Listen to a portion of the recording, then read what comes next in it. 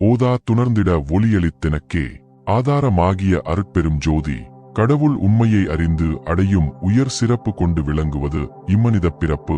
ஆனால் உண்மை அறிவு சாதாரண பொறிபுலன் அறிவுக்கும் மனோகரண அறிவுக்கும் ஜீவபோத பகுத்தறிவுக்கும் வெளிப்படாது.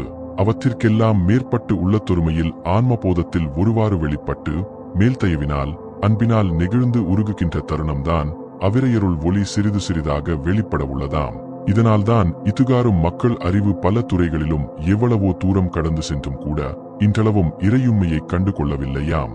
ஓதுவது ஒழியல் என்றும் ஓதாமல் ஒரு நாளும் இருக்க வேண்டாம் என்றும் முன்னோர் கூறி வைத்தனர்.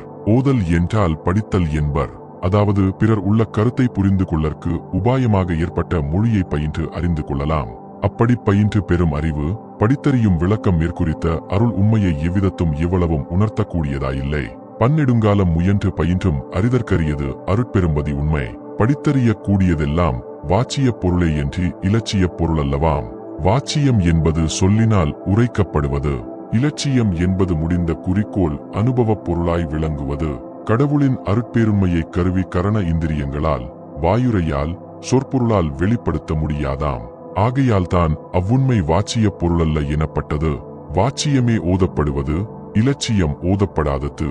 ஆனால் அந்த ஓதப்படாத மெய்ப்பொருளிலிருந்துதான் ஓதப்படுபொருள் யாவும் தோன்றுகின்றன. ஓதப்படாத அம்மைப்பொருள்தான் உள்ளிருக்கும் அருட்ஜோதியாய் ஊமை எழுத்தாய் ஓங்காரத்துட்பொருளாய் விளங்குகின்றதாம்.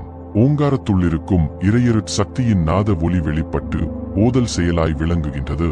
இப்போது ஓதல் என்றால் உள்வளர் ஊமை எழுத்தாம் ஓங்கார ஜோதியின் புறக்காரிய பாடான ஒலிமொழியாக அறிவோம். இதனால் அவ்வோங்கார உண்மை கொண்டு விளங்கும் நூலுக்கு ஓத்து என்ற சொல் வழங்கப்பட்டுள்ளதாம். ஓத்து என்றால் வேதம் என்பர். இதனை ஓதல் ஓதுவித்தல் முறையால் கர்ண பரம்பரையாக செவி வழி புகட்டப்பட வேண்டும் என்பது ஆன்றோர் கொள்கையாம். மேற்குறித்த ஓதல் முறையால் மட்டும் அருள் இறை உண்மையை கண்டு கொள்ள முடியாது என்பது அனுபவம். ஆகையால் வேதங்களும் இறைவனை அறிய மாட்டா என முடிந்துள்ளனர். அருள் ஒளி ஒன்றினால்தான் அவ் இறைவனை அறியவும் அடையவும் முடியும்.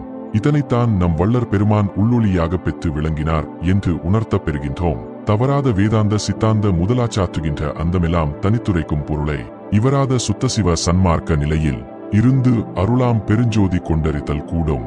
எவராலும் பிரிதொன்றால் கண்டறிதல் கூடாது.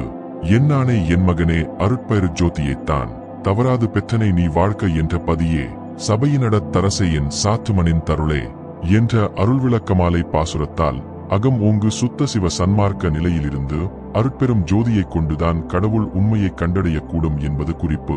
ஓதாதுணர்தல் என்றால் இப்படி திருவருள் சார்பால் உள்ளொளி கண்டு ஒருமையில் திகழ்வதேயாகும். அப்படி நிற்பவர்களுக்கு கலையறிவுக்கு எட்டாத இறையுண்மை உள்ளபடி வெளிப்பட்டிலங்குவதாம். உள்ளொளி நிலை பெறாத வெற்று மனோ ஒருமை கொண்ட கண்மசித்தர்களும் தற்கால மீனாட்டு விசேட உளநூல் விற்பனர்களும் பாராசைகாலஜிஸ் கூட எவ்வளவோ மறைபொருள்களை கண்டு வெளிப்படுத்தும் ஆற்றல் பெற்றிருக்கின்றனர் என்றால் நம் வள்ளல் பெற்ற கடவுள் ஆன்ம அருஜோதி நிலையினின்று எம்மறை பொருளைத்தான் உள்ளவாறு கண்டு வெளியிடலாகாதோ?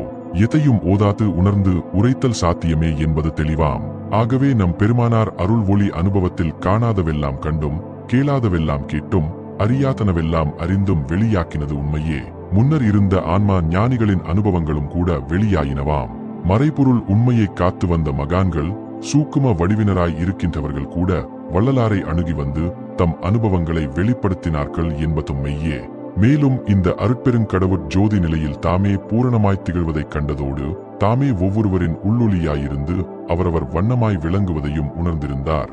ஆகையினால் இவர் உள்ளத்தினையும் ஓதாத்துணரும் மாண்பு பெற்றிருந்தார் என்பதும் உண்மையே. இந்த உள்ளொளியை வழங்கி முழு ஆதரவாய் நிரம்பி நின்ற உண்மையே எனக்கே ஆதாரமாகிய அருட்பெரு ஜோதி என்று குறிப்பிட்டுள்ளார்.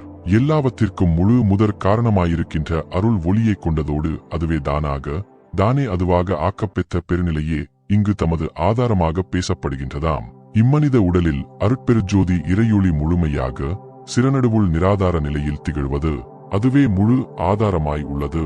அனுபவத்தின் பொருட்டு அதுவே ஆராய் பிரிந்து கீழ் ஆதாரங்கள் ஆறில் கிளர்ந்து ஒளி வீசி விளங்கலை யோகியர் அறிவர். அன்னார் கீழிருந்து மேநிலைக்கு ஏறிச் சென்று ஒடுங்கி விடுதல் கூடுமையல்லாது அம்மேநிலை நின்று வாழ்வது அமையாததாம். நம் சுத்த சன்மார்க்கமாம் அருள் நெறியில் அந்த மேலாதாரத்தை நிலை கொண்டு வாழ அருள் ஒளியே ஆதாரமாகி விளங்குகின்றதாம்.